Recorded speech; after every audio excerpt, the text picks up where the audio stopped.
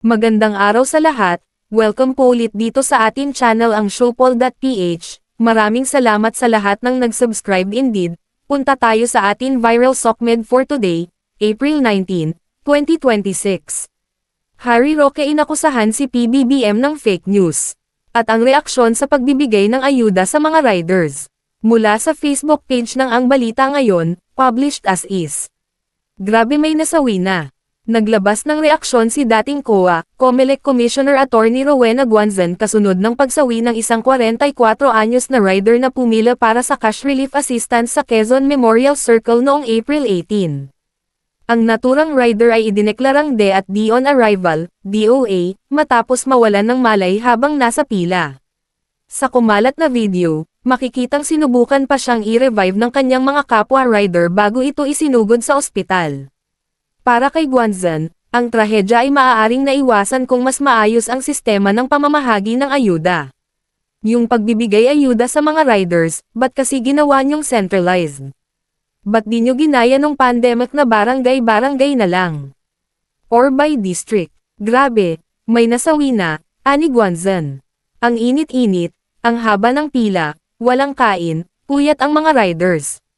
Ang pahayag ni Guanzon ay sumasalamin sa mas malawak na panawagan para sa mas organisado at mas ligtas na paraan ng pamamahagi ng ayuda, lalo na sa mga sektor na umaasa dito. At Harry Roque inakusahan si PBBM ng fake news. Panoorin ang video. Lahat ng sinabi ng Presidente Marcos Jr. aka Bangag tungkol kay Zaldico ay fake news.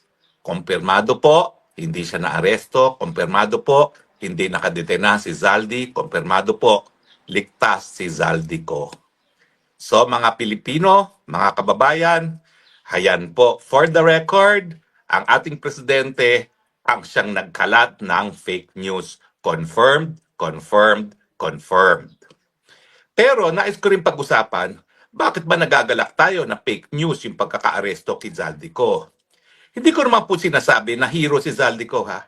Hindi ko po sinasabi na walang pananagutan si Zaldico. Darating ang punto na kinakailangan harapin din ni Zaldico ang pananagutan. Pero sa ngayon, importante kasi yung siniwalat ni Zaldico. Hindi po pwedeng magmilinis ang ating Presidente, aka Bangag, at sabihin na ang kanyang administrasyon ay sineryoso ang korupsyon dahil si Zaldico ang nagbigay testimonya na ang Presidente ang arkitekto ng korupsyon pagdating po sa flood control scam at sa scam na infrastruktura.